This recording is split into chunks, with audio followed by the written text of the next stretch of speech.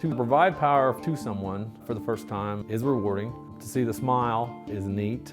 To wonder what all they can't wait to plug in is it's kind of a mystery. It's pretty special to help people with electrical needs. It's nice.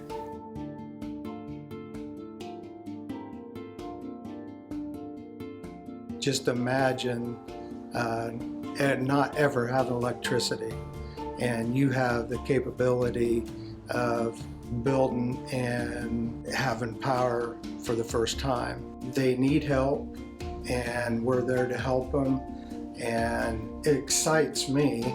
It made me feel really good. To be able to bring power to them and see their faces was something that really kept us motivated. Once we got in with them and working near their homes, they were very thankful, and you could see it in their faces.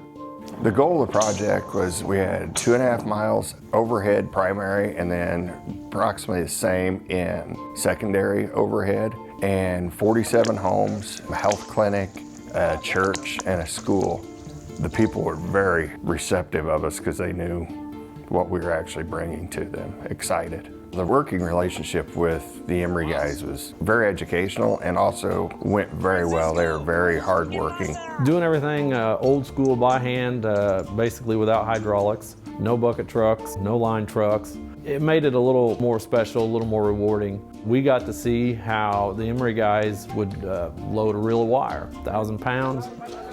We jump right in, we help them. You got to load it by hand and figure out how to make things work.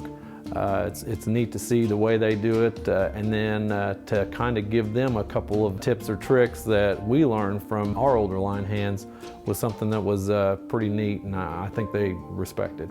And we went in there, knowing we would work with the Emery guys, but we didn't really realize how close we would work with them. They did become like friends. Even though we couldn't speak with them directly, we would communicate through hand signals, or we would say something or point at something, and they would know what we were talking about. And we had framed a couple poles at the beginning of the job and turned around, and here came the Emery guys, and they had wire they were pulling out, and the wire was there, and we weren't expecting that, and that made our job a lot easier, but it also moved the project along because we were working hand in hand with them. The Emery guys, they were great people. They were really interested in how we did things. They were out there every day with us, and they're eager to learn. To have a dozen guys who worked so well together, everybody took their turn. Without each guy picking up their part and a little bit more, success wouldn't have been what it was. Everybody stepped up, and it was a pretty proud group to be with. The whole group was awesome. You couldn't work with anybody better than the other 11 guys were. It was just awesome that way. It was the hottest place I'd ever been in my life to work, to do anything like that. It rained almost every night that we were there, so the humidity was awful. The terrain, it made it very slippery and muddy. It was overwhelming. I didn't really expect that kind of heat, and I think that was a general consensus for most of the guys there. We'd eat, jump on the trucks, grab any material, definitely had to grab some ice. It took about an hour and 10 minutes to get to the village. It was a rough road. The bridges were, they were bridges, but I don't know what you drive over them from here. Wonderful scenery. You're basically going on a dirt road through the jungle. Once we turn into the village, kids would greet you as you drove in. Pretty uplifting. The kids in the village, they were always happy, always smiling, extremely excited to see us. By the second and third day, those kids we're playing soccer with them, throwing the ball. It makes it all worthwhile to watch the brightness in their eyes and their happiness. The neat thing with Guatemala, we actually helped to wire in homes. So you had more of a personal interaction with these people. And we met a lady that was probably in her 80s. She stood back and pointed to the light switch, and we turned it on.